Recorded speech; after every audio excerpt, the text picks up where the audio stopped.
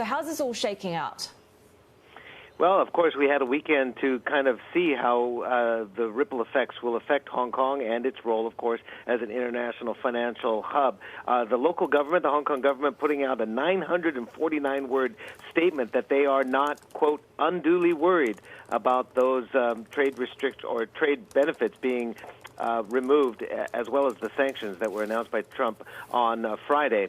What the Hong Kong government is saying is probably the most important and most interesting because, again, we're getting lots of different statements from Chinese state media and Chinese officials using terminology like doomed to fail and U.S. double standards. But what the Hong Kong government has to say is very important because perhaps they have the most to lose or potentially gain if you're on that side of the fence. This is what the Hong Kong government said. We note with deep regret that President Trump and his administration continued to smear and demonize the legitimate rights and duty of our sovereign and to safeguard national security in the Hong Kong Special Administrative Region.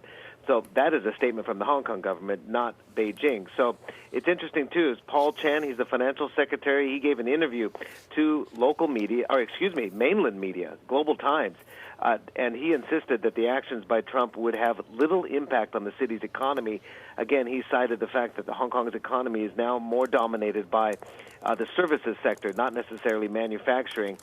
Much of Hong Kong's exports, of course, are re-exports from elsewhere, including mainland China. But still, you cannot discount the fact that there is a confidence hit to Hong Kong. There's been a number of inquiries about immigration. Property and migration consultancy Global Home here in Hong Kong says immigration requests have swelled 20-fold recently. Most inquiries about possible immigration to Taiwan and Europe. And again, organizations like the American Chamber of Commerce in Hong Kong says retaining top talent, if people are going to be immigrating, may become more difficult, and that could erode Hong Kong's attractiveness to multinational companies. So again, we're just getting the initial days of reaction, but both sides, all sides, are trying to spin it their way. Initial days of action as well, right? Because we've seen plenty of rhetoric. Secretary of State Mike Pompeo doubling down, President Trump doubling down on criticism on Beijing. But what have we really seen in terms of concrete measures against China?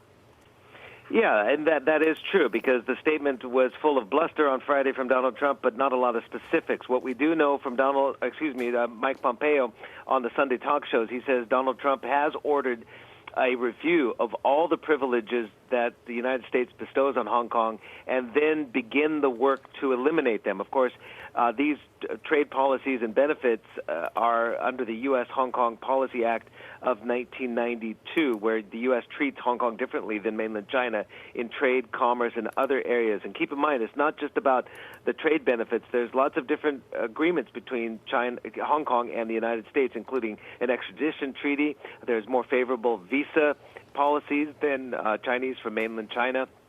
But again, Mike Pompeo was much more strident this Sunday after Trump's announcement on Friday, saying, the Communist Party of today is different than 10 years ago. It's bent on destroying Western values, ideas, and democracies. And he says, if the Chinese are going to treat Hong Kong the same way they treat mainland China, there's no basis for the U.S. to treat it differently as well. Again, he's referring to that national security legislation that is going to be soon imposed on Hong Kong.